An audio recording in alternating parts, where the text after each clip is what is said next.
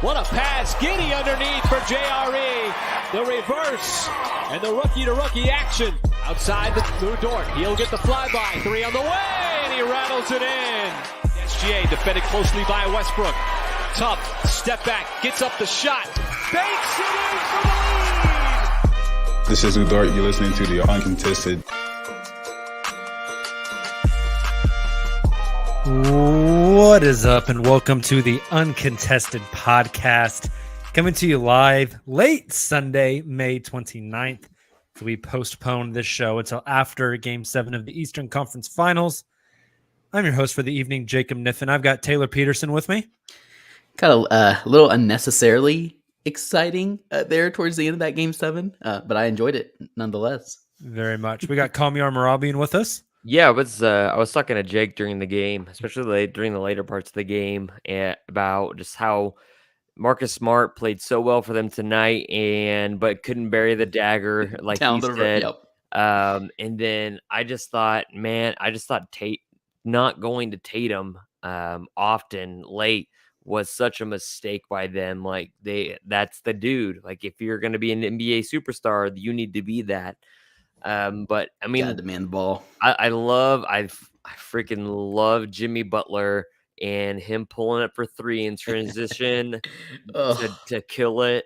That is the most Jimmy move of all time, because they wouldn't have let the Celtics score on them with 4 seconds left. Would have gone to overtime if they. Everyone's trashing on that shot from Jimmy, and I'm No, like, man, if that shot goes in, nobody's saying anything. You're always talking about how great of a shot it is. Exactly. It is so him. Like he's a dog, right? He is like so wild that he was never the best player on his team, even at Marquette, and he just kind of grows into like this star role. And the dude is he's just vibes, but he plays. He's the hardest player on the team. You got to respect it. Yep. Before we get into some draft talk real quick, guys, just initial finals thoughts, predictions, opinions.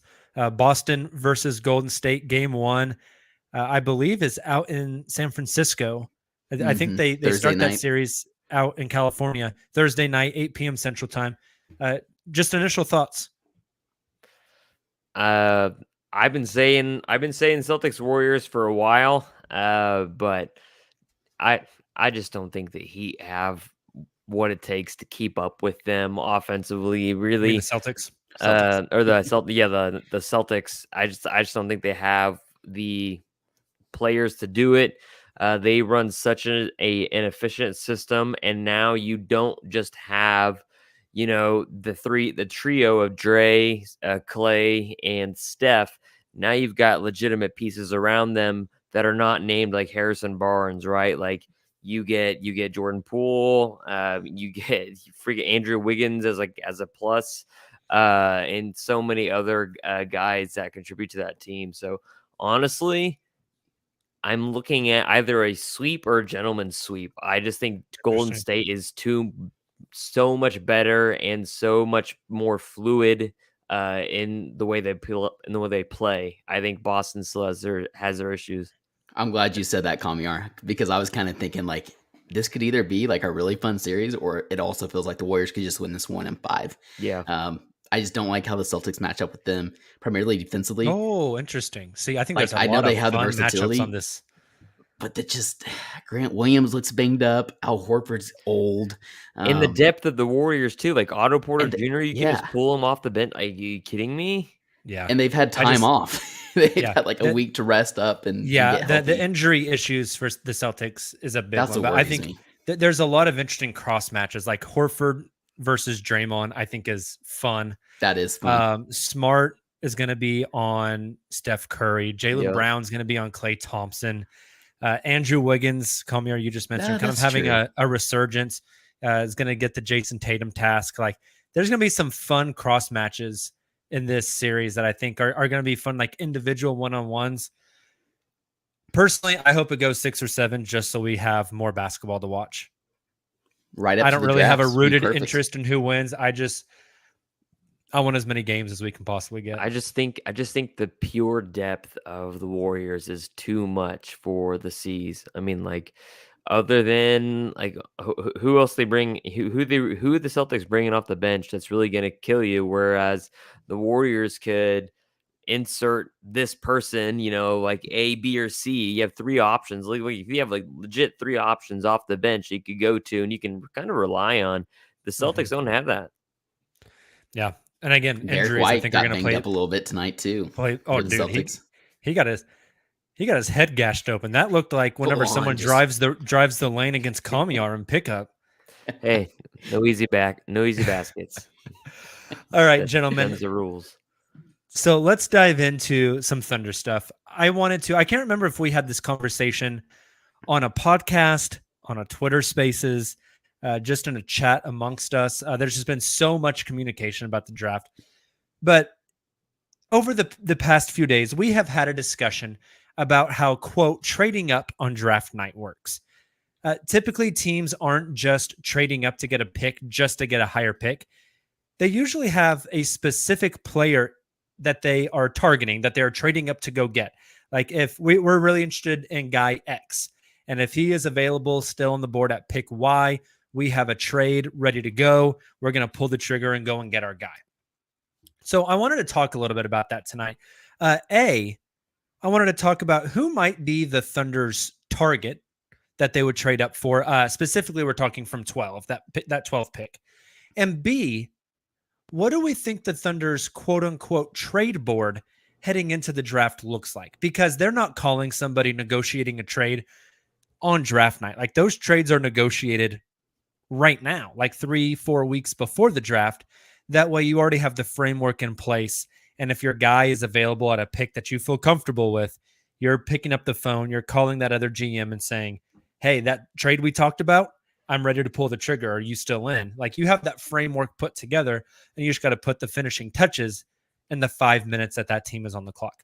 So who is a guy, let's, for argument's sake, right now, a lot of the mock drafts have the Thunder taking Chet Holmgren at number 2. So let's just ride with that for right now.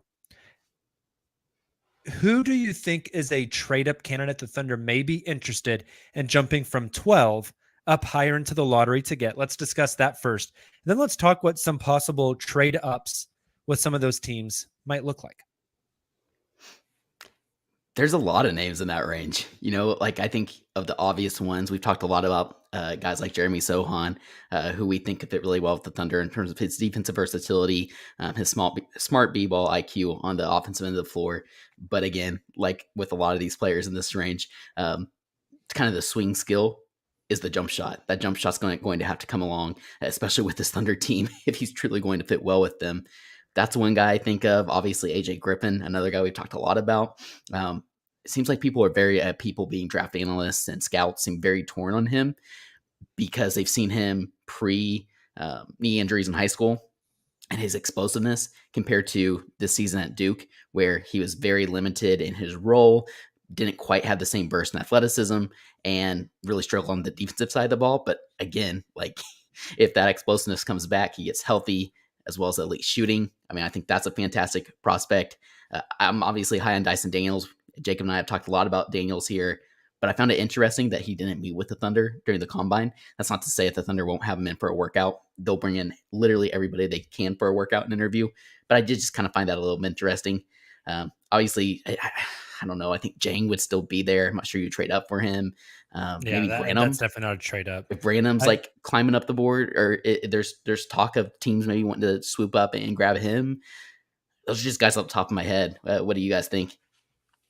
Man, I really have no idea, just because I don't know what OKC wants at that point. I mean, you get Chet Holmgren. All right, cool. You don't really want another guard, do you? Unless you plan on trading out one other guard, because Josh Giddey is going to be a ball handler for a while. But then again, you would have to know that OKC's like long-term plans for what they want to do. So, I mean, I know Ben Matherin's a guy that's the one I forgot to like mention. super happy about. This depends on Shaden Sharp and like if he's even still on the board. If they want to just go big the entire way, because I mean, just look at the roster. they have guys that are really good at 1 through 3 spots that are young, but also very experienced in Lou Dort and Shea. But you're lacking, that pure raw talent in the big guys, and maybe even the wing. After Giddy, like let's say you want to put Giddy just on ball, and put Shea at the 2. You could have a special wing talent. So that's why I'm saying, like, you have Ben Mathurin, you have other big guys. You could even realistically try to go get Dyson Daniels, like I said, or I'm still a Jalen Duren guy. So I have no idea where OKC would trade. And part of me even thinks that they might even just trade Lou Dort in 7 just for a player just straight up. So I'm just really curious to see what's going to happen. Yeah, the Dyson Daniels stuff, like I've been high on Dyson Daniels for a while. Interestingly enough, Sam Vecini from The Athletic comped Dyson Daniels pretty close to Josh Giddey. He said Josh Giddey's basketball IQ and ability to read the court is just like otherworldly. Dyson isn't at that level, but Dyson's the better defender. Both of them, the swing skill is shooting. I think Ben Mathurin is another really interesting name. I think he's a guy that could really thrive off the ball playing the 3 next to Shea and Josh. AJ Griffin, depending on how the medicals come back. I mean, you have a guy that is currently built like Jimmy Butler, a guy that we just watched take over the Eastern Conference Finals, has an absolutely pure stroke. Like, if I was forced to guess, if someone said, hey, the Thunder are going to trade up to 7 on draft night, who do you think they're going to get?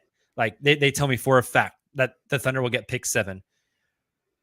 Who are the 2 or 3 players you think they're targeting? I think those would probably be the 3 I'd say. Dyson Daniels, Ben Mathurin, or AJ Griffin. So, Kamir, you mentioned, kind of those wings. They lack talent in the bigs, but they also lack talent in the wings. I think specifically young talent on the wings. And all 3 of those guys that I just mentioned can play the 3. I think they all be interesting. So let's talk some trade ups, guys. I don't think they're going to be able to trade up to 3, 4, 5. I think those teams are probably pretty locked in. But let's talk from 6 to 11. First up at 6, the Indiana Pacers. Is there any sort of trade with the Thunder in Indiana? I don't think there's realistically a trade to be made with any of these teams other than New Orleans, Washington, and New York. I think Indiana, Portland, and San Antonio all agree that they need those picks. Yeah, I don't think there's one with Indiana at all either. Taylor, do you have any good God, any Indiana thoughts? That's a lot of Indies. I mean, I'm with you guys. I think it would be very hard to. I don't think it's impossible though. For example, at pick 6, if the Thunder do end up drafting Chet or whoever they think is their number 1 guy on their board at 2, and they're happy with that, and they see, maybe some of these teams that we're hearing about that have Ivy at the top of their board, pick him up at pick number 3 or something like that, which I understand it's unlikely with Houston there. But let's say Ivy's off the board, Shaedon Sharpe goes higher than expected, and all of a sudden you see some of these other guys start to fall. Like maybe a Keegan Murray's still there, or maybe it is Shaedon Sharpe that's still there on the board. They want to trade up and get him. I think they could offer enough to entice Indiana, who's a little more ready to compete than the Thunder are, a little more impatient with and not wanting to call it a quote unquote rebuild, for example. I think there is a trade that could be had, but it's going to have to be something pretty rich. But the Thunder have the luxury to do that. They feel like their guy is on the board. So what I have here is something like maybe, I'm not sure they'd be a Lou Dort team. Maybe they would. But I think maybe Trey Mann would be the player here that they'd be most interested in, knowing Indiana, what they're looking for, especially if Brogdon's going to be gone. I understand Trey Mann's not going to be handling the ball for them, but I just mean in terms of the playing time. So maybe something like Trey Mann, 12, and like a top 4 protected first. Again, that seems a little rich, but that might be what it takes and might be worth it if you think your guy's on the board. That's an interesting one. I don't think that moves the needle enough for Indiana as far as winning next year, which I think is what they want to do. I don't see them as a trade down team. What if you throw in like Kenrich or Muscat? I get it, you're right. I still don't think that's enough, but yeah. Let's move down to 7, which is an interesting one. The Portland Trailblazers. Kamiar, you said you do not think Portland is a team that will trade off of 7. No. No. They need to rebuild. I mean, like that team is falling apart. Dame is getting old. Like who do you like? You don't really have any assets.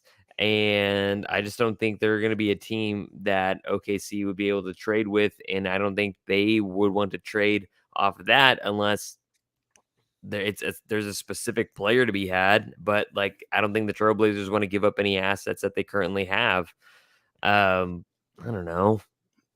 I disagree with you in that I think that they are very willing to move off of 7, but I agree with you and kind of see where you're coming from, Kamiar, when I think you're getting at that OKC may not be the team they're willing to do that with because they'd rather go for like let's just use the very obvious example. It's been floated out there since before the trade deadline last year, Jeremy Grant in Detroit. One of those kind of players rather than a Lou Dort or, obviously the Thunder aren't giving up to Shea or Giddey, especially for pick 7. So yeah, who does OKC have that the Trailblazers would really want right now? Like it's going to propel them to compete. That's the difficult thing. Like I don't think the Blazers should trade the pick. I agree with you. I agree with rebuild, but I think they will look to trade the pick and to get better around Dame's last few years at his peak. I don't think that's what they should do, but I think that's what they will do. If the Trailblazers think they're gonna win and get in the playoffs, in the mid, 3 to 7 range as a playoff seed in the next 2 years, they're out of their minds. Like they need to start the rebuild now. Like that, that team is done. That team. I don't see how they're at best not a play-in team next year. Yeah, Clippers are going to be healthy. Denver's going to be healthy. Dallas is on the come up. You still have Phoenix. Memphis Spurs is on the are come going up. to take a step up.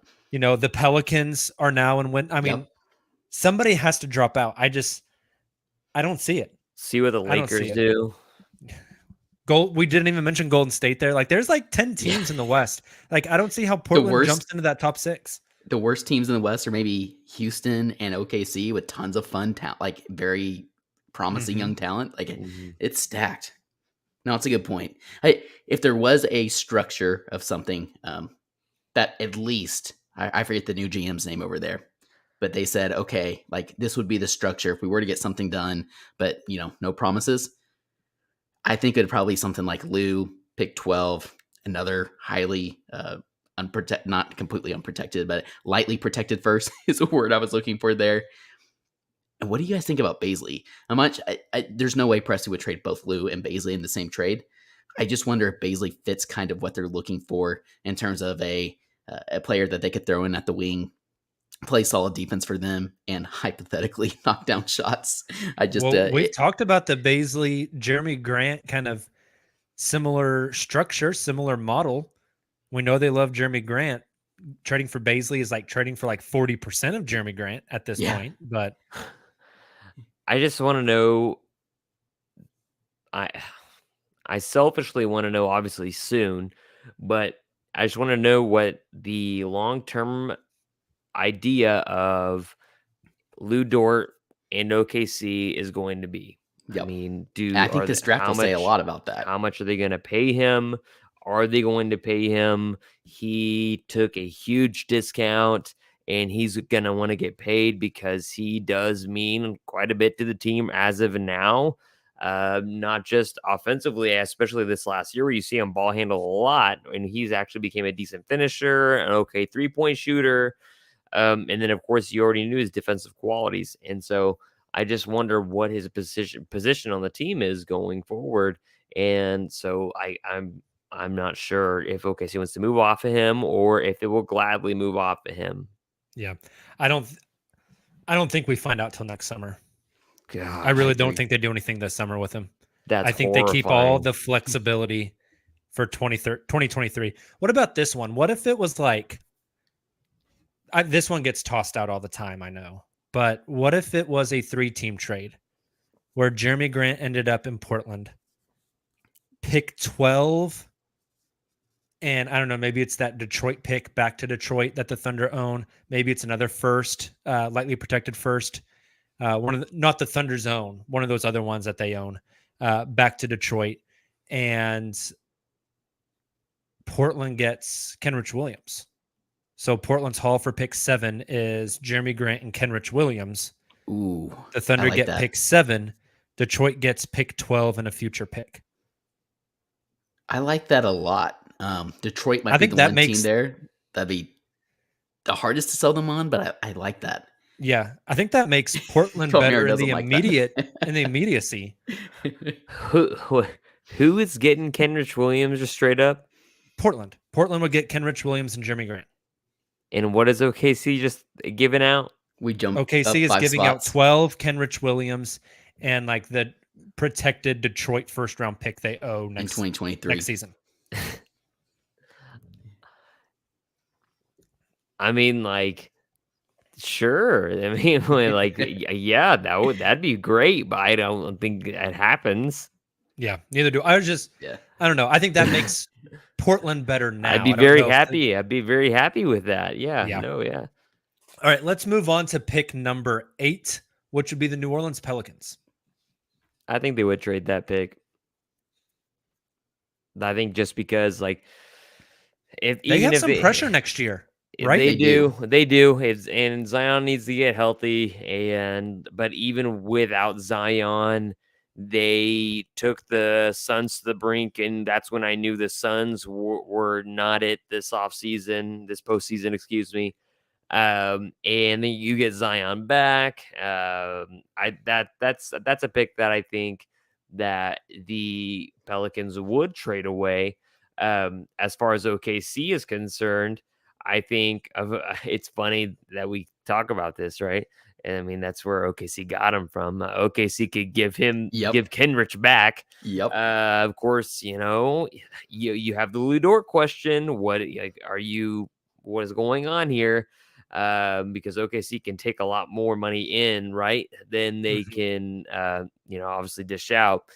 And OKC can eat some bad money. Yeah, here they can for an asset for a ton of money. Starts to make sense. And so, I mean, if you're OKC, what do you want? What are you really looking for? I mean, that's the main question. What do the Pels have other than just pick 8? Is that all you want from them? If you give out 1 or 2 more players? Very good point. And I was thinking about that as well. Like in this range, we aren't talking about as big of a jump in the draft. Again, 4 spots in the lottery is still pretty significant, but not as significant as like pick 6, for example, with the Pacers. Yep. When I think about the Pelicans, and Jacob, I know we've talked about this as well. Kamiar, I think we've talked about this also, but like they obviously need a ball handler. They need a lead facilitator. If they don't trade the pick and somehow Dyson Daniels falls to them, it's perfect. I was listening to somebody recently saying that they apparently have interest in Ty Washington, which I'm lower on than the consensus. But assuming they were willing to trade it, again, this is just kind of a fun one, mainly because it's been recent. It's overhyped. This is pretty unlikely, but like it does make sense for this team. What if this is the Mitchich team? God, I knew you were going to say the Mitchich, Kenrich, like Kamiar mentioned, pick 12, and then maybe throw in another, protected first rounder. I mean, a ball handler guy who can set the table is really what New Orleans needs. They have CJ, a scoring guard. They have BI. They have their defensive stopper in Herb. They've got Zion. They've got Jonas Valanciunas, right? Like the thing they really need is a guy that can set the table and get everybody set up and in the right positions and scoring. And theoretically, that is what Mitchich should be, right? He should be able to come in and do that. I am throwing cold water on all the Mitchich stuff. I am as well. I just thought, again, recency bias, I'd throw it in there for them. But I'm with you, especially just because of this range in the draft. I think one of those ball handler type players might fall to them, even if that player isn't quite as now ready as somebody else may be. I don't know. Hey, if they want to take Ty Washington at this pick, that's almost as good as a trade up, except you don't have to give up anything. Fantastic. Because that means a good player that falls to you. I just wonder I think New Orleans would move off this pick, but I also just wonder what their goal and outlook of the team is, because I think we're forgetting Brandon Ingram is only 24 years old. Mm-hmm. Zion is still very young. And you have a lot of guys in that team that have been contributing that are pretty young. And so, like, yes, I think they would move off of it, but I don't think it would be. I think you would owe them Trey Man. That's actually an interesting I was wondering one. Trey Man, Ty Jerome, another guard on that team. I think they're missing, like you guys said, they're missing guys that can set the table. Trey Man's kind of the combo guard. Yep. And I think the Mitchich thing, regardless, like they can cut him. He wouldn't. I don't know how much money he would want in the NBA because he's 28. Like He's you're coming to older. the NBA, you're 28. But I think you would have to owe them an extra young player in Trey Man. So it's like, are you going to value Trey Man more, or are you going to value that 8th pick more? Yeah. Great. I think it really depends on what are you getting at 8. Yep. Exactly. Who's that player on your board that's dropped to you? But I think Trey Man is. I know people disagree with this, but I think Trey Man is untouchable. I think that he this last draft class, besides JRE, is untouchable. I think, of course, Giddey is untouchable right now. I think Trey Man's untouchable. I think they love what they see in him. He has his shot creating ability and shot making ability that we wish we thought. Like Trey Man is currently what we thought we were going to get in Jeremy Lamb. And you're seeing it live in front of you, and now you're seeing Trey Man play actual defense, and he's still growing, and he's younger, and he's going to get bigger, and so he's just there, and he's special. He also has a new haircut, so there's that. Yep. And you were agree. talking It would about take a lot. what would it take Trey Man to New Orleans? To me, Trey Man has a lot of CJ McCollum in him. Yeah, there's like a lot of similarities there. He's untouchable to me. He's a part of that young core. I like him a lot. I like him a whole lot. All right, let's move on to the next one, which I think we can go through pretty quickly. The San Antonio Spurs at 9. I just don't see the Spurs moving off the pick. There's no way. They should have blown it up a long time ago. Yeah, to me, they are a Mark Williams or a Jalen Duren team for sure. Like Jakob Poeltl is going to command a pretty big extension coming up. Like I could see them moving on and getting another big. Who knows how much longer Pop is there? Maybe one more year.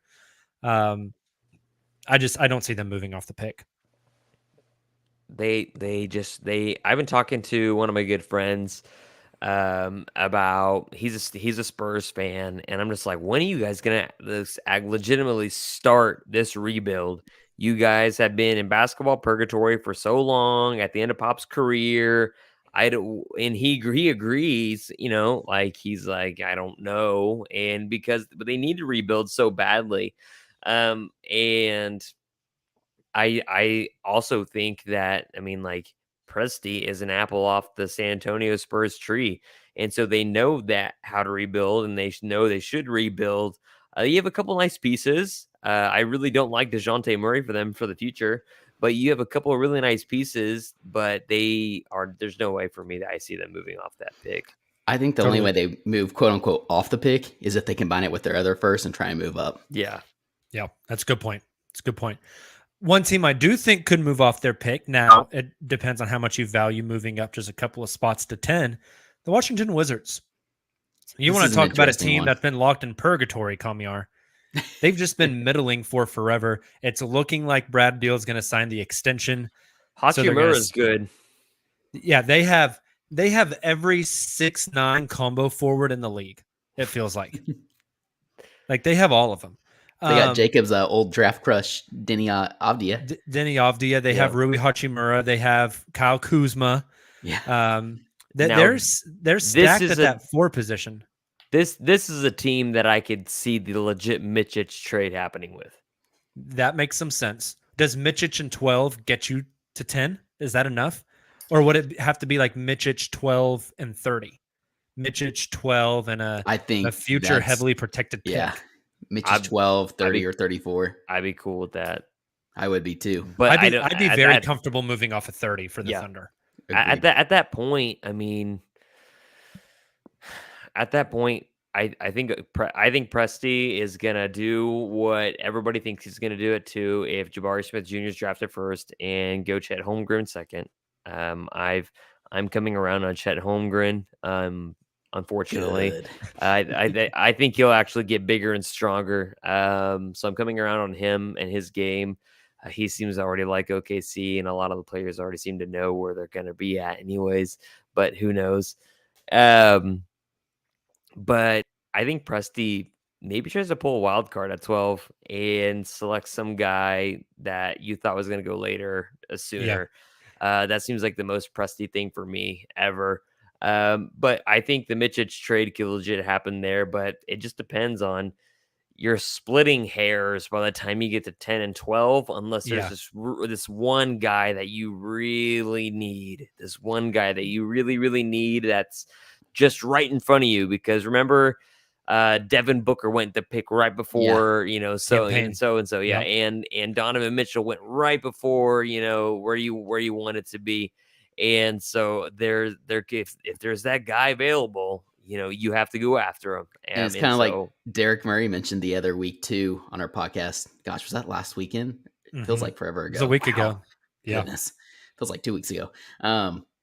If you get intel, let's see. I got to look at the big board here. Well, the Knicks are 11. That's what I was about to say, Taylor. Is if the guy that you want, that the Knicks are going to take at 11, that's the jump you got to make. Like if it's AJ Griffin, what if AJ Griffin is there? And I think that's what happened with Trey Mann last year. I think the Knicks, it was the Knicks wanted Trey Mann, and so they made the trade. I can't remember, but I don't know. Yeah, it's like if the Knicks want that guy, and you got to go one spot ahead of him to get him, that's where you move. Maybe it's AJ Griffin. I don't personally like him for OKC, but maybe it's Johnny Davis. Maybe it's whoever, right? But if the Knicks are going to take him at 11, you got to jump to 10. I think there's a deal you can make with Washington to get that done. I agree. And then 11, I don't really see the point in trading up one spot, right? Like if New York is going to take the guy you want, they're not going to trade off of it because the guy that they want is there. You don't have to worry about someone else jumping in front of you and taking the guy that you want because it's only one spot. I don't see Presti moving up one pick. Do you guys? Agreed. Not at all. Especially in this draft. There's going to be so many options there still available. I think in similar tiers that the Thunder will probably have on their big board. I agree. It just doesn't seem worth it. If OKC gets Chet at 2, like I think they will, that's a lot of things are pointing to. I think OKC goes after another combo guard or just a pure point guard in general, just as kind of a guy that can take pressure off of Josh and Shea at the same time, because Josh switches positions quite often, just as Shea would. I mean, it reminds me of those kind of that CP3 year where you could have 3 dudes, Dennis, Shea, and CP3 that could handle the ball. And that's in tandem with already now you would have Shea, Giddey, another ball handler, in tandem with Lou, whose handle has gotten better. His finishing skills have gotten better. Trey Mann, who can handle and has a nasty step backs to where his ankles almost touching the floor. I cannot believe that's like humanly possible. Shins are horizontal. Yeah, you just have makes so my many ligaments hurt. You just have so many guys that can handle the ball, and even including Chet Holmgren, even in transition. Of course, I don't think Chet's gonna take anybody off the dribble too much in half court sets, but yeah, I mean, I think you add that other dynamic that OKC's been wanting. You get that big, you get that defender, that you get that high IQ guy, along with the guy that can take pressure off your guards and wings. Kamiar, I am with you to a T, and that's why I've been so high in Dyson Daniels. And we'll say that. I see some comments and questions about him in the chat, but I had a similar rant on Dyson Daniels for a lot of those reasons you mentioned. I think Dyson will play the 3 when he's in the league. I mean, the dude's I do 6'7" too. and a half. That's why I like somebody who's taller, has more size. Exactly him. Usman Jang, obviously a little, not a little, much more raw prospect, but somebody like that compared to just like a, again, using the example here, Ty Washington. Because like the league is about length these days. I mean, in OKC, if they're fielding a team that's like, 6'6", how tall is Lou? Like 6'4", 6'5"? 6'4", yeah. 6'4", 6'6", 6'8". Now, I know a lot of people have talked about this. A lot of Thunder fans have talked about this. If Chet is the guy at 2, I foresee a lot of Chet JRE front court minutes. Yes. I don't know if like Chet Bazley works as much, but JRE can space the floor and catch and shoot. He's a good ball mover. Like JRE's got a little bit of oh my gosh, why am I going blank? We just watched him play for Boston. Al Horford. Yeah. He's not Al Horford. No? Who's the other one? Grant Williams. Grant Williams. Yeah. I see a lot of Grant Williams and JRE. Thicker guy, can bang down low a little bit, not as tall, can space out, hit the 3. Versatile on the perimeter in terms of defense. Interesting. So just to recap, we feel Indiana at 6, probably not a trade-up candidate. Portland at 7, could be. New Orleans at 8, could be. Washington at 10, could be. But that's probably it, right? I mean, I don't think any of us think they're getting up to 3, 4, 5, right? No. Right. Unless Presti really empties the draft stash. Yeah, well, I mean, Houston's not trading off a 3. That's just not going to happen. Sacramento, you never know. It's the Kangs. But Detroit I think it'd be unlikely. Yeah, I just don't see that happening. I think if you wanted to get to 3, 4, 5, it costs you Shea or Giddey. Yes, I agree. And I don't think that's happening. Or all right, Lou in a treasure trove of picks. Yeah. Agreed. All right, well, gentlemen, let's take a quick break, tell people about the sponsors for the week. And when we come back, we are going to grade Sam Presti's draft picks since he's been in Oklahoma City. Be right back. What's up, Thunder fans? This is Jacob from the Uncontested podcast, and I'm here to let you know that we have fully redesigned our merch store to get you the best Thunder swag available. Just visit cottonbureau.com and search the Uncontested podcast to find all of our new designs. That's cottonbureau.com and search the Uncontested podcast to find new drops like Josh Giddey's Wizard of Oz or an ode to the Trey Man Step Back. We've also got all the classics like Dortal Combat, Lu Tang Clan, and everyone's favorite MVP, Shai Gilgeous-Alexander. The best part? You can get any design and the style of apparel you want. So if you're gearing up for the summer and want a tank top, needing a hoodie for the winter in Australia, or you're wanting a Pokemon onesie for your baby, we've got you covered. Make sure to go to cottonbureau.com and search the Uncontested podcast to get your new Thunder gear today. All right, gentlemen, we are back. We are now going to put all of Sam Presti's first round draft picks since the team has been in Oklahoma City in a tier list. So I've got the tier list right here. It's pulled up on the screen if you were watching us live.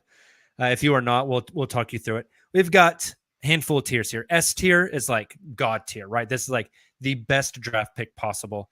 Then we have A, B, C, D, E, and F. Okay. I'm going to read off the first draft pick Sam Presti made when the team was in Oklahoma City. And we're going to have to decide, where does that pick fall? Now, a few things that you can weigh on this. Who got drafted after this guy? Like, was he the best possible pick at that spot? The value, like the pick, the player versus the pick number. Trades, like did he trade up for that pick or trade back for that pick and did it backfire? The player's career in Oklahoma City and how it's played out. I think a few of these are going to be really, really easy. I think some of them are going to be kind of difficult to place.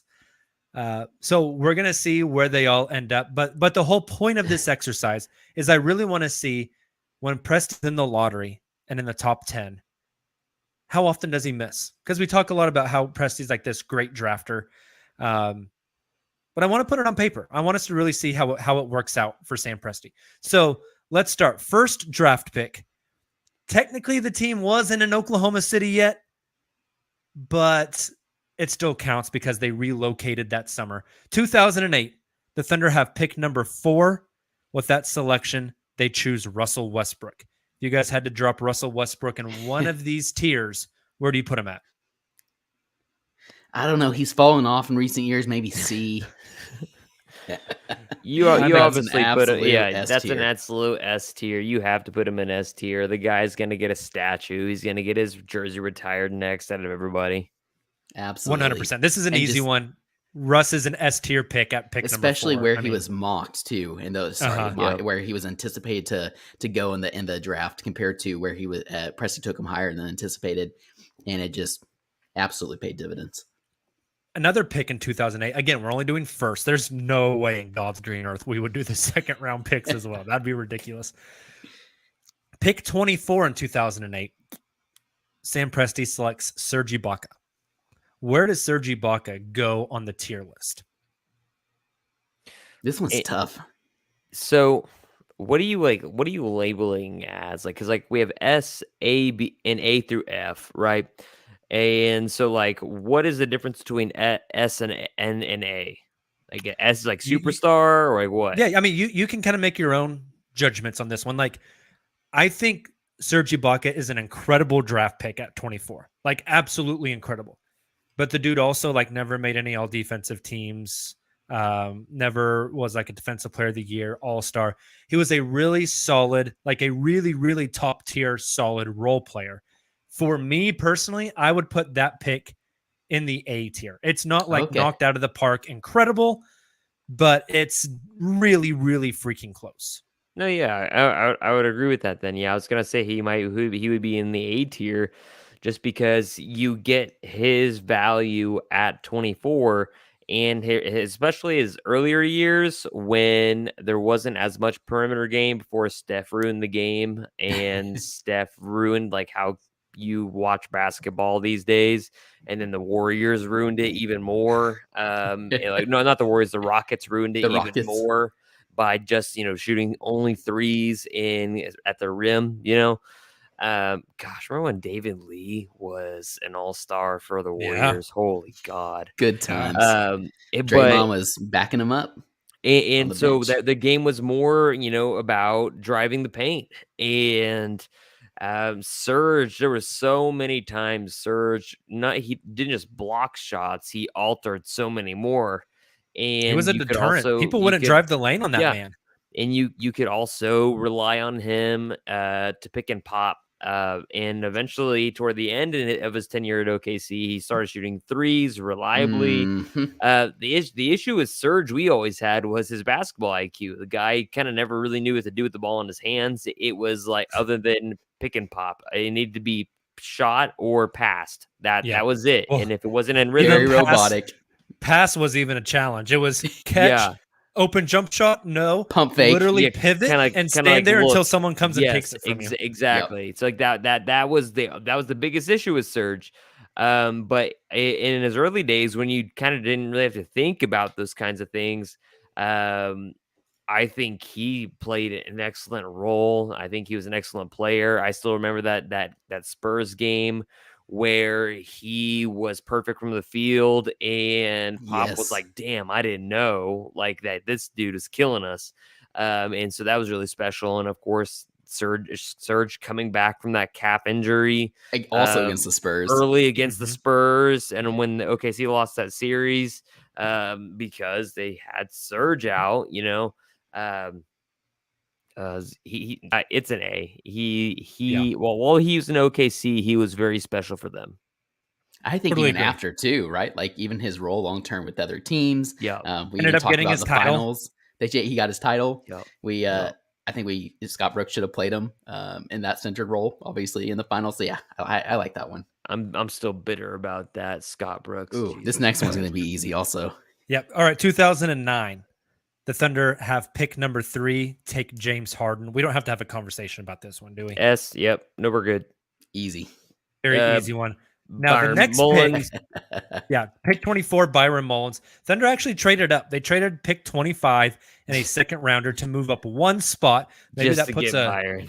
Yeah, Good maybe that puts a times. hole in what I said in the first half of the podcast, that there's no point in trading up one spot, because Presty's done it.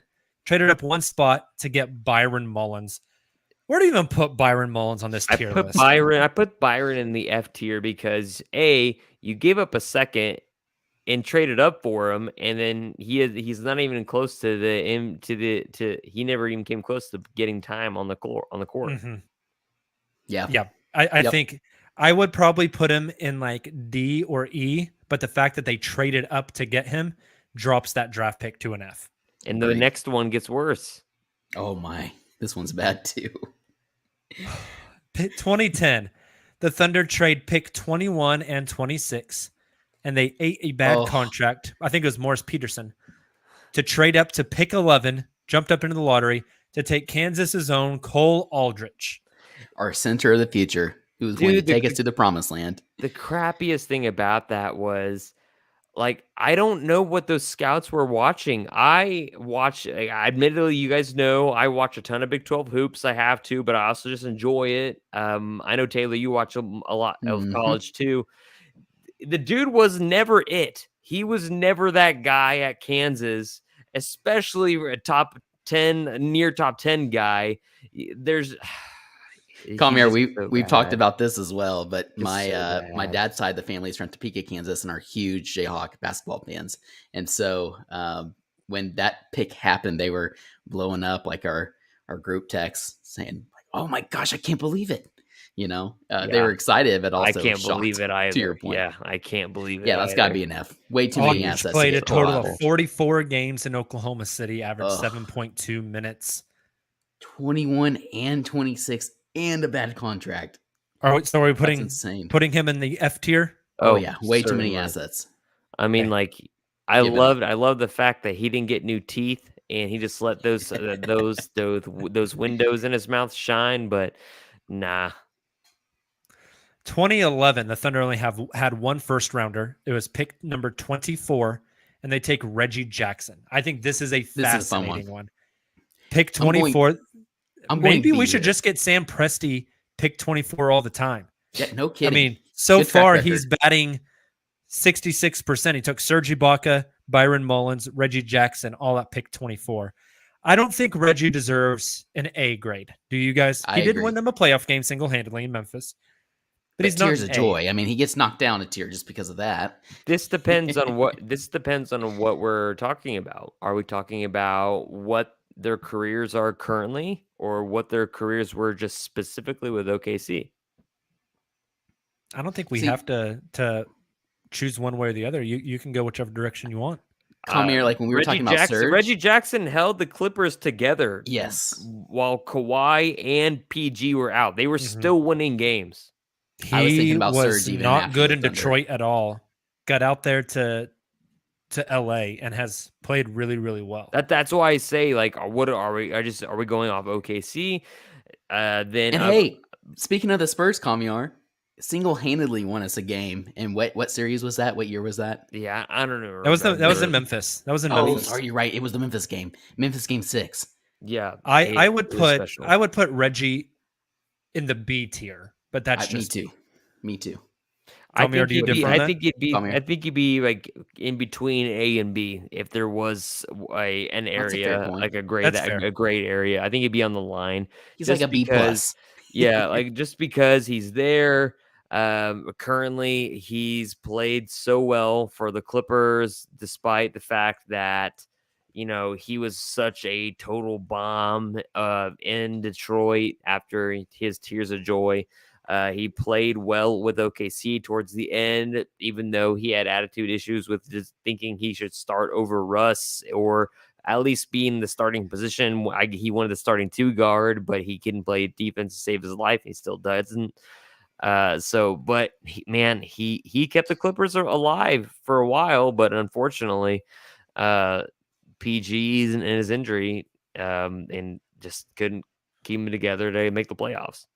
Yeah, and whenever you look at Reggie at 24, the only notable guys that went after him names that you would even recognize. Norris Cole, which I don't think is I mean, you take Reggie Jackson over Norris Cole every day.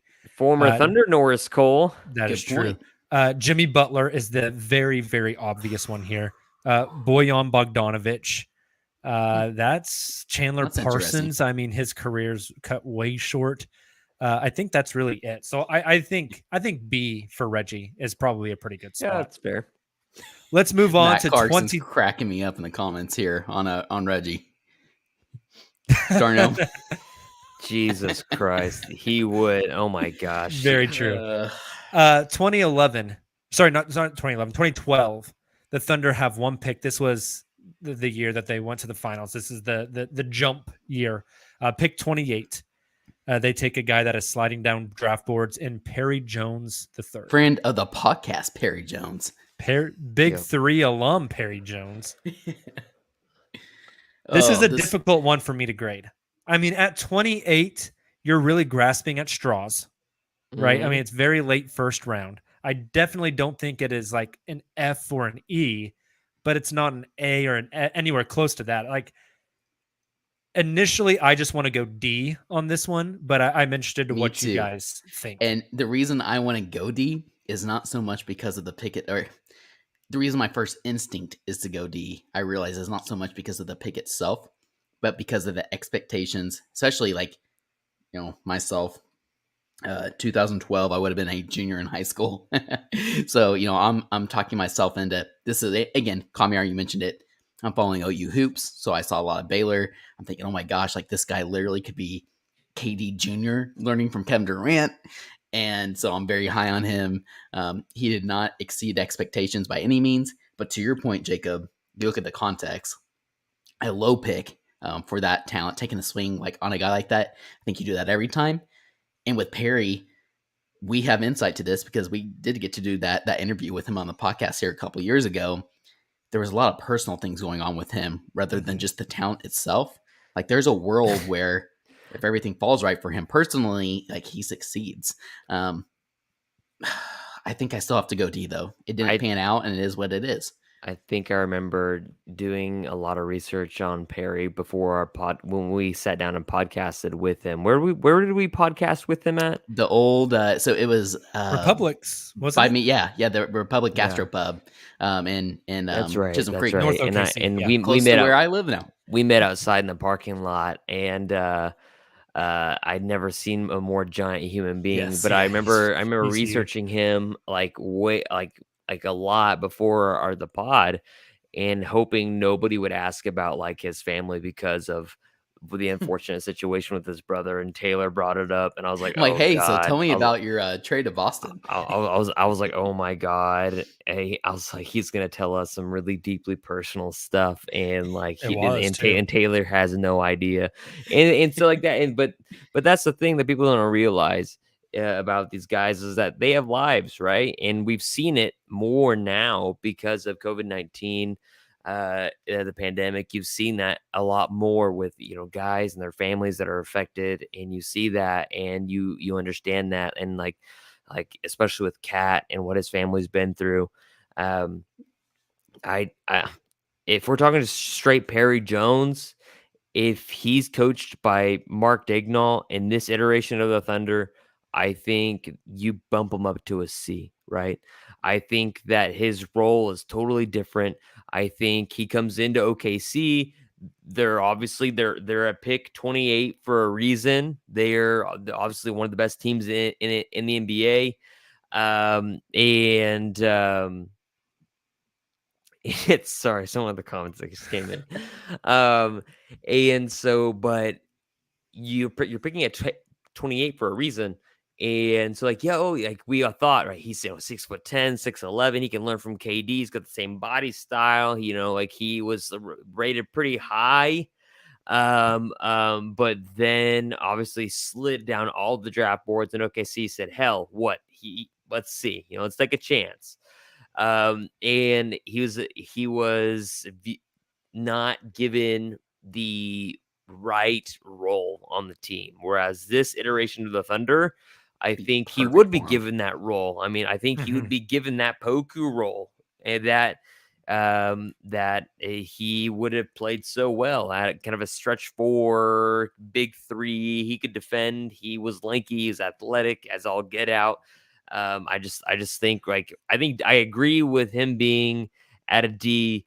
But I think that he could have been really special if with a different iteration of the Thunder as far as how they're actually playing team ball instead of just ISO 24/7 now. Yeah, and just from a draft pick perspective, like you mentioned, the Thunder were incredibly good, and you're just taking a swing for the fences. This was a really low floor, really high ceiling swing for them, and you got to respect that from Sam. Notable guys that went after Perry in that draft: Tomas Satoransky, Jay Crowder, Draymond Green, Chris Middleton, Will Barton. Interesting. Those are really the big ones. Those are good. Mm-hmm. All right, let's move on to the next one. This was a fun draft. This is a really good one. So in 2013, the Thunder have 2 firsts. The first one comes courtesy of the Toronto Raptors via the Houston Rockets in the James Harden trade. It is pick 12, in which the Thunder select Steven Adams. Oh, so that's interesting too. You bring up the James Harden context. You could evaluate this one in a nutshell, or you could take that context into consideration and knock this down a tier. And also, I think you could also say there are some players taken after Steven Adams. For example, really, when you look at this draft class, though, Giannis after Steven Adams, you have Kelly Olynyk, Shabazz Muhammad, Giannis, some guy I've never heard of before, Schroeder, Shane Larkin, Snell, Jang, Plumlee, Tim Hardaway Jr., Rudy Gobert. I mean, there's no one else that really jumps off the page here. Yeah. It's like the only guys you quote unquote missed on were Giannis, who you could argue 14 other teams missed on, and then Rudy Gobert. So if Reggie Jackson is a B, Steven Adams is a B.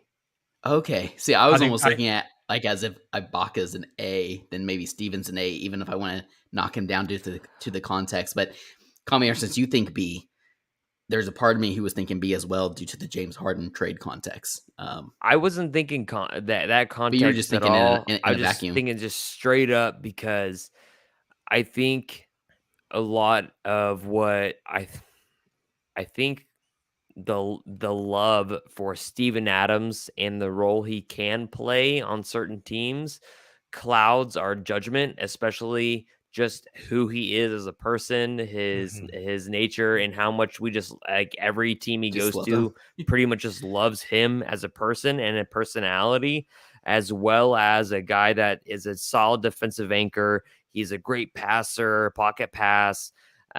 He's never going to be that guy that's going to give you any like offense, ultimate role player, unless it's straight up pick and roll. And so that's why I'm saying he's going to be a B.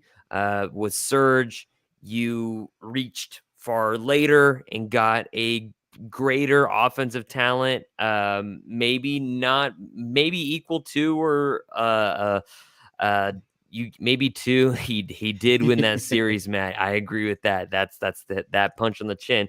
But unfortunately, didn't get the same benefit of the doubt when Draymond Green kicked him in the nuts twice in 2 games. Right. Good point. And so, do you remember? I think Serge is an A because he was so late and gave you so much. Whereas Steven Adams, I give him a B because he was still early. That's a good point too. And he gives you a lot on that defensive end. Gives you a lot as a leadership position, but on offense, unless he's there for a putback or unless it's a Russell Westbrook pick and roll, he's not doing anything for you. Good point in terms of where they offensive were rebound off the charts, especially with Enes Kanter. But they led the league in offensive rebounding with him. He was just he's just not an offensive guy. Yeah. Ultimate role player. Serge Ibaka could win you games because of his offense. Adams was never going to do that. My favorite, well, it's hard to have a favorite Adams moment. I think the moment I fell in love with Steven was after he got punched in the face, and post game they asked him about what he thought about Game 7, and he said, "I'm just excited to go out there and play my ass off." And I was like, "Dude, I love this guy. This guy's awesome." Yeah, I think Steven B tier is perfect for Steven. Another pick in that draft class. S tier in our hearts, though. There you go. Oh, 100%. Now we're talking. Yeah. Pick 26. The Thunder actually had pick 29. They traded 29 and cash considerations to jump to 26 to get Andre Robertson. It's the same thing. Ultimate role player. He's B tier. Yep. And they were never going to take Rudy Gobert after they took Steven. They weren't going to take two traditional centers in that draft. Nobody else, I think, even comes close to Dre in that class after that. I think B tier for Dre. And you also mentioned, Kamiar, the difference between taking sorry, I have to scroll up. Serge at pick 24 versus Steven at 12. Well, taking Dre at pick 26 and it basically only cost you cash. Yeah, B tier. That's all it cost you was cash. And like the thing about Dre that drives me absolutely nuts is nothing could ever get him going offensively. You just knew what you were getting every single night. And when, of course, I loved Billy Donovan for making him a 4 on offense and just a 2 on a 4 on offense and a 2 anything pretty much on defense especially against that Warriors in that Warriors series that really should have won them that series realistically if KD had not pissed down his leg. But again, you were just never going to get anything from him offensively. If you got anything from him offensively, even like really as like a reliable slasher, like he did cut to the bucket well.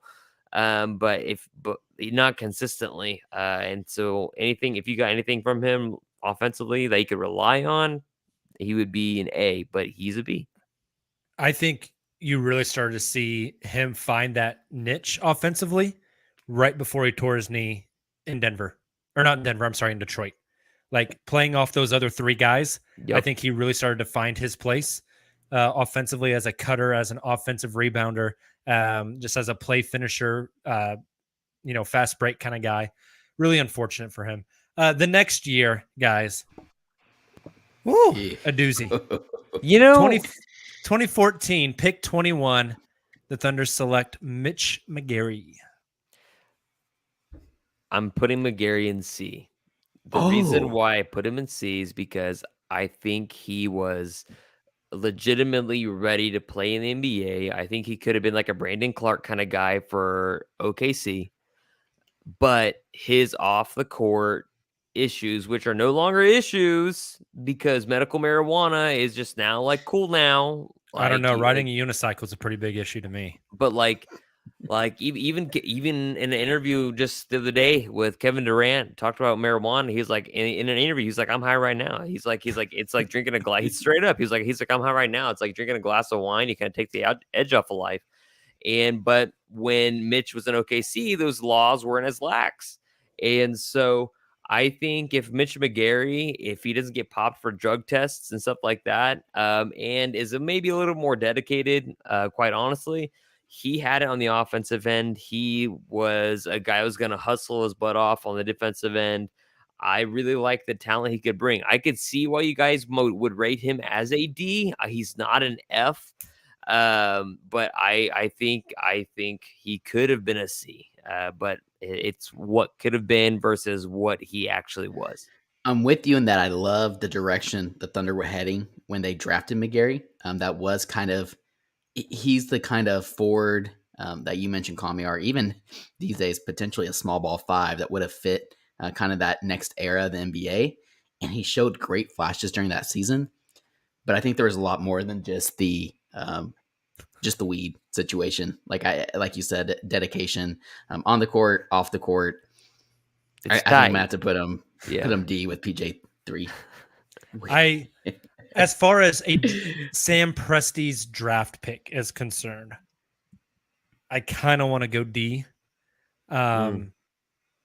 It was a swing. It was a swing, especially on the Thunder culture, that they could bring this guy in that had some issues at Michigan and keep him on the straight and narrow. I don't think the weed was the only thing for him. Kamiar, you mentioned the dedication. Yeah, you got like super out of weight. Sometimes you question like, is he a guy that really wants to put in that level of work to be a professional? Just kind of have this weird aura, this weird vibe about him. He was willing to do it for professional bowling. That is true. Taylor, you be the tiebreaker here. Call me or I want C. I want D. Where are you going to put him at? I already said D, so I got to go D on this one. Yeah, okay. I think that's fair. I think that's fair. Okay. The other pick in that draft, 8 picks later, pick 29, Josh Huestis. I mean, pick 29 for the value, not necessarily like just horrendous, but even then, and also like very smart individual, very down to earth, like definitely fit the Thunder culture compared to McGarry. If we're putting McGarry in D, two pretty big polar opposites. Very much so.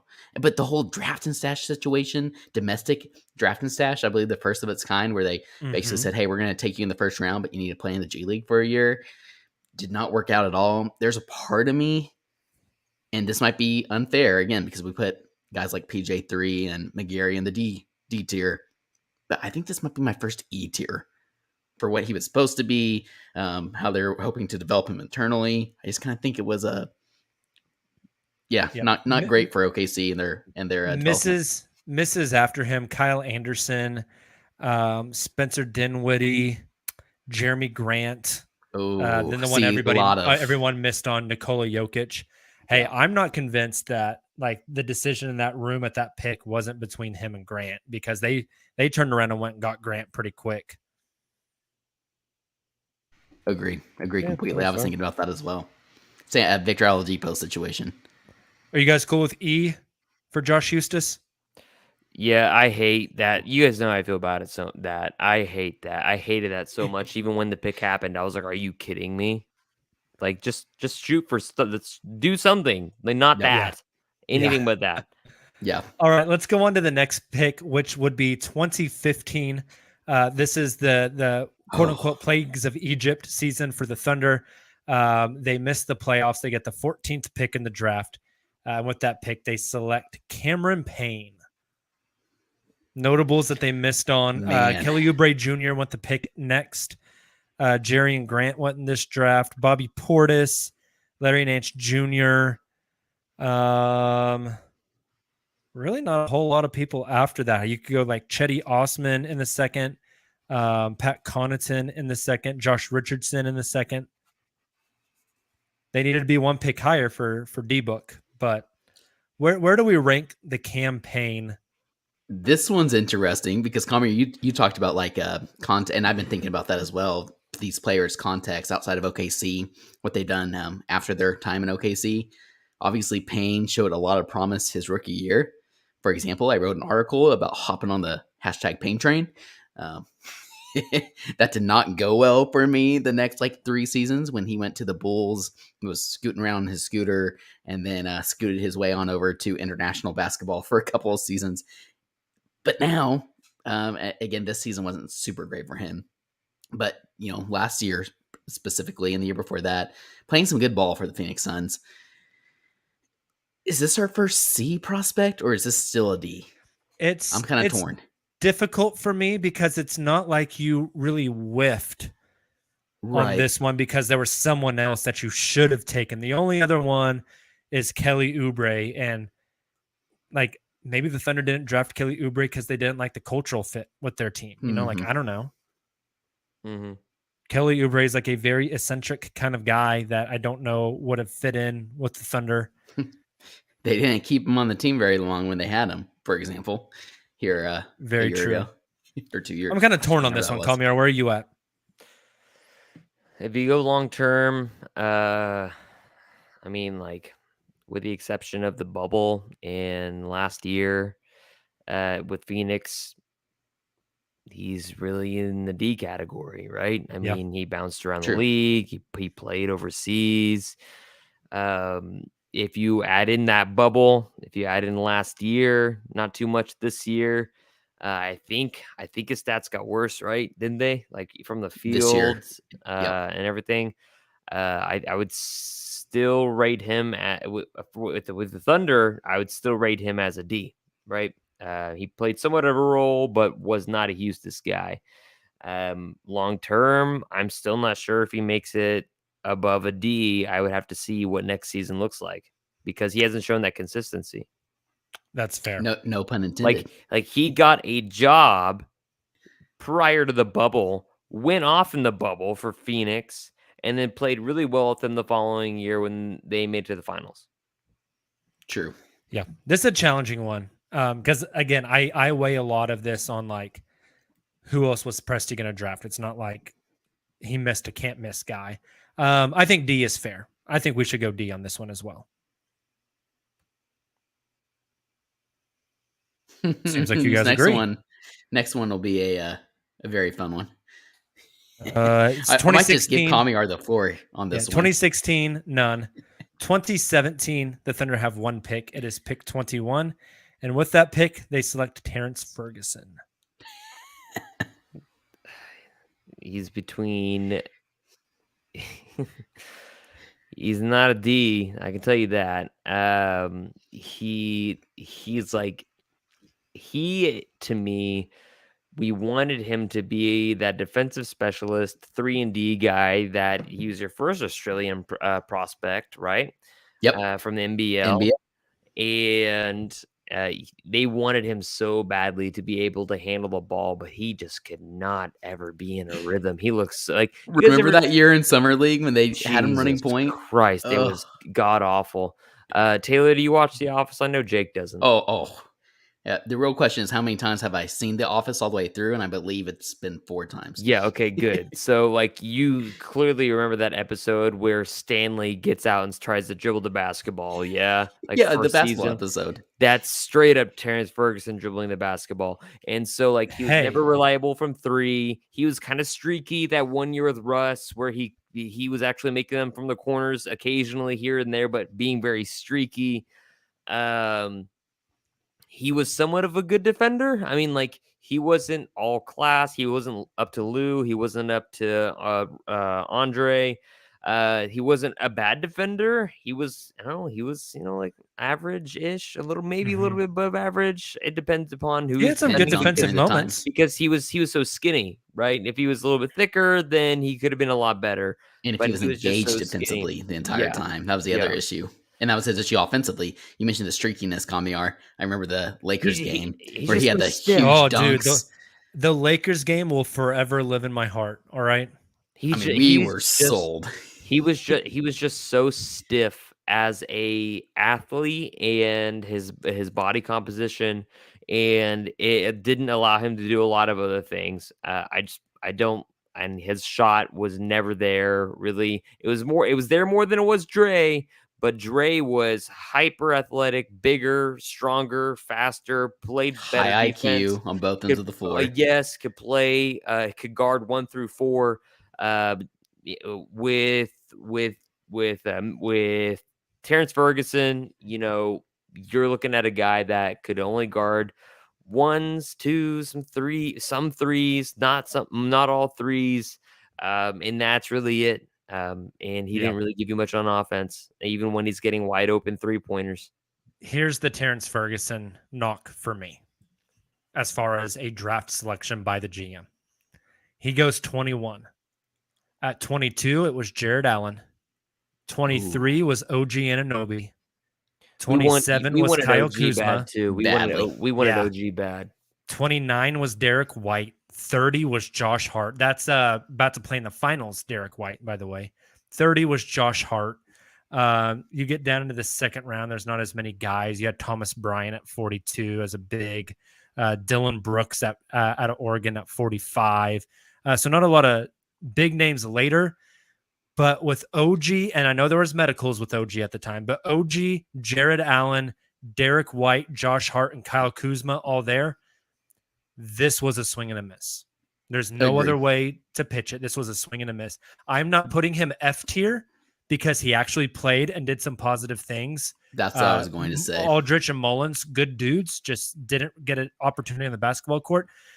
I think putting him next to Josh Hustis is just about as perfect as you can get for this one. See, I could not agree more. I think this is I think that Terrence Ferguson's pick was the official pick that Thunder fans, not all, but some to many, started to turn on Sam Presti's ability to draft because You saw what happened with Mitch McGary and Josh Eustace. You saw what happened with Campaign. You didn't have a pick in 2016. And you saw what happened with Terrence Ferguson on not having a pick in 2018. And so that's when and then his next shot is Darius Baisley, who we're about to talk about. But I think that is that third pick is when people will start to say, because we were at that draft party and they said Terrence Ferguson. We all said, what? Who? Everybody said, who? And we started getting on their phones, Googling who this guy is. And I think that's the pick that people started to really question Sam Presti. Yeah. All right. 2018, there was no pick. 2019, pick 23, Darius Baisley. The Thunder traded pick 21. They slid back 2 spots. They picked up a future second-round pick from Memphis. They actually selected Brandon. What's his last name? Clark. Brandon Clark. Thank you. And Memphis wanted Brandon Clark, so they traded up to get him. As of right now, that looks negative because it was Brandon Clark, Grant Williams, then Darius Baisley. Other guys who were still on the board, Nas Little, Keldon Johnson. Thunder were never in a million years going to take Kevin Porter Jr. Nick Claxton was still on the board at that time. That's really it. Taylor Horton Tucker, Bowl. I like that range for Baisley. I think this one is a little incomplete. Yes. Obviously, Grant Williams and Brandon Clark are the better players right now. They look like they will be the better players. But I don't think this one is like a horrendous miss. I think this is our first C tier. Like you said, Jacob, this is a fun, like, not to use the same term tier, but like looking at the rest of this list, they are kind of all in a tier because, like you said, they're incomplete. They're still young, incomplete prospects. But at this point, the upside that Baisley's shown combined with the frustrations, he's not been a home run swing by any home run hit by any means. The Thunder took a swing on him as well, kind of like Ferguson, due to the whole New Balance situation, right? It's played out better than Ferguson for sure, but it's played out much better than Ferg. And also, that's again, that's G League champion Terrence Ferguson. Thank you very much. Oh, hey, there you go. He averaged 2 minutes a game with the Rio Grande Valley Vipers last season. Oh, wow. I did not know that. That's interesting. But like looking over his past 3 seasons being Baisley, and you've got to put him up a tier over PJ3, McGary, Payne. And again, story's still unwritten on Baisley. I think he's our first C tier. I think he's very firmly C tier. Calmier, do you agree? Yeah, I think he's C tier. I think he reminds me a lot, like you guys said earlier about Jeremy Grant. And I remember like when Baisley first got to OKC, asking the questions, right? Asking that question, like, hey, is Baisley like Jeremy Grant? Can he be like the Jeremy Grant guy? And I think that was when Michele was on with us at that one time. And when we asked him, like, hey, like, I asked him, like, what do you think about Jeremy Grant and Baisley's as a comp? And he was not as much that, but of course, because their games are a little bit different for now. Baisley is still so young, and you also got Jeremy Grant, pretty young too, raw athletes, and he's kind of really accepting his role defensively and trying to slide into that dunker spot and be reliable from 3 offensively. I don't think he's going to be ever a guy that you are going to put the ball in his hands and be like, all right, Darius, go get us a bucket. Nope, that's not going to happen. He'll be a role player in the future, but I think he's taken well to his role this year, and it's been really special for him. So I would say AC. And for what it's worth, we said this one's kind of incomplete. These guys are still growing. I think you guys would agree with me in that this year was the Brandon Clark and the Grant Williams, really the coming out year for those guys. I mean, they were all right their first 2 seasons, but this season was the season they really kind of made that leap. For what it's worth, Darius Baisley turns 22 in a couple of weeks. Grant Williams is currently 23 and a half, and Brandon Clark will be 26 in September. Ooh. Yeah, because Brandon Clark graduated, and now is the biggest knock on him. Yeah, so Baisley still has a lot more of a runway than those other guys. I think putting him at C for right now is fair. I think it can definitely change moving forward. It could slide up to that B. He could end up being an Andre Robertson level not the same role, but Steven Adams level contributor to this team. He could also slide down, especially if he's not on the team moving forward. I think C's the good place to keep him for right now. And as David in the chat says, C's get degrees. They do. I made a C in Amen. econ in undergrad. I went to class, but I never really did anything. All right, this is going to be an incredibly difficult one. 2020, the Thunder trade pick 25, pick 28, and Ricky Rubio for pick 17, James Johnson, and a future second-round pick. When you look at, and the pick at 17, obviously, Alexei Pokusevsky. When you look at 25 and 28, what they traded was Emmanuel Quickley and Jaden Daniels, who have both been really good for their respective teams so far. But you drafted Poku also knowing that this was a long-term investment on the upside, that it was going to take years, because you weren't drafting a kid who had played at Washington and had been a high-level high school prospect. Yeah. You weren't drafting a kid who played at Kentucky. You're drafting a kid who's playing against 34-year-old Greek men who smoke cigarettes at halftime. This is pretty easy for me. You give him a C. He has shown more flashes of brilliance, a willingness to attack on the offensive end, especially about how young he is. He just turned what? How is he? Did he just turn like 19, 20? I'm pulling it up right now. Give me just a second. Oh, he just turned like Alexei 20, right? Pokusevsky is 20 and a half years old. He will be 21 the day after Christmas. That's right. So like he just turned 20 this past season. Yikes, right?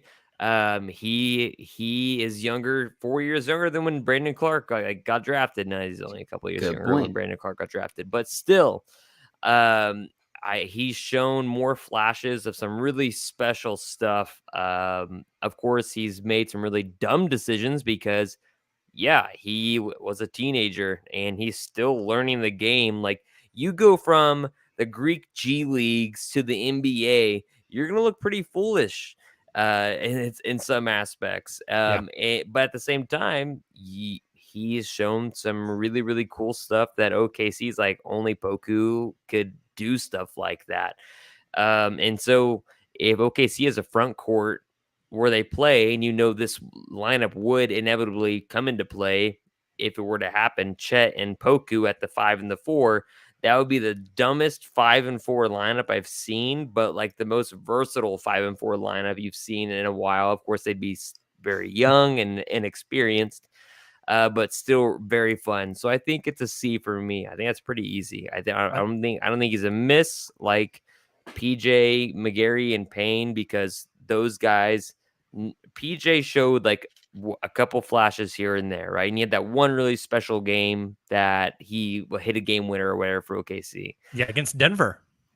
McGarry showed that he could be reliable at first. I mean, like we started calling him McDouble because his first games in the NBA were double doubles, and then of course he tailed off. But he just didn't have that love for the game because he just wasn't there. And the campaign tried really hard, but could really never do anything. His outside shot was never really falling. He never really showed those flashes of something special like Poku could be. So that's why I say a C. I think the only reason I was, again, Poku's kind of in the Adams tier of S plus in my heart, but I was thinking D here only because of what the Thunder gave up and 2 future firsts, plus Ricky Rubio, who prior to his injury this past season was playing some good ball and I think had some pretty decent trade value. They did trade a lot to get Poku, but they had the luxury of doing so. I think like we aren't. They also flipped James Johnson for a first, and right. I also think it's and they were never going to hold on to Rubio. I think there's a lot of context that falls into this one as well. Right. So I don't hate the C grade. I think C is fair, and it's a long term. Someday. At the same time, I really think it's very hard to categorize these later guys. I think 100%. I'm not saying it's unfair, but I'm saying like In a way, it's I too have early. no idea what he's going to be this season. I have no idea what I'm especially getting these this last season. two. Like, I'm with you. Exactly. These last three, if you include Poku, like you were saying, Yep. Kamiar. Yeah. I agree. Well, let's do the last two, which again are so difficult because they just finished their rookie seasons. We're going to place them on the tier list, but they can move around as early as next season, right? Let's start with the first one, the 2021 draft. At pick number 6, the Thunder select Josh Giddey. Oh, again, way too early, but with all that context given, what he showed, the promise that he showed his rookie season, especially at pick 6, they didn't trade up. They weren't able to trade up to get a Mobley or a Kid Cunningham. Yeah, you got your cursor there, Jacob. I'm with you. I think he's an A.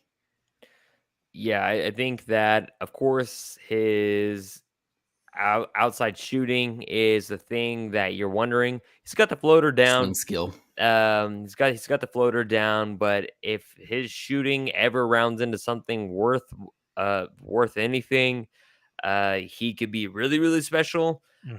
His defense, and he's so young, his body's gonna fill out. Yeah, Yep. his defense is good positionally. Obviously, he'll get stronger. He'll get better on defense. Of course, his lateral quickness is something that you can't necessarily teach. But with all that said, his high IQ, his basketball awareness, his court awareness, his ability, I think when people say he could be a larger Ricky Rubio is almost like an insult because I agree. I think he can do so much more than Ricky Rubio just by sheer size and power and athleticism that Ricky Rubio just doesn't have. His rebounding was elite and a great surprise. Yeah, I mean, like he owns the 4 youngest triple doubles in NBA history. There you go. Maybe my favorite thing about him last year that kind of went underrated. We talk about his basketball IQ all the time as far as his passing, but the dude is a phenomenal cutter. Like he had multiple game-winning layups where he just cut to the rim and Shea found him because he uses that IQ off the ball on defense. It seeps into every aspect of his game. Like at worst, he's going to score you 12, 14 points a night off the floater, off just being 6'8", off the cuts. Yeah, Kamiar, if the stroke comes around, like we're talking all-star. Same Vicini, I think that's so. a stretch. That same podcast you referenced earlier, Jacob. Yeah, I think we're all in agreement. Giddey goes in the A tier. Yeah, he already is special, and I think he has the potential to be really special. I don't know about Shea special, but like really special. Yeah. This is a very balanced tier list, by the way. When you look at it, it's very sorted out. Interesting. Last one, pick 18 in the 2021 draft, Trey Mann. This is another difficult one for me. Where does Trey fall on the tier list? For me right now, it's B. Yes, I agree. I was going to say B as well. He's shown more than Baisley or Poku already.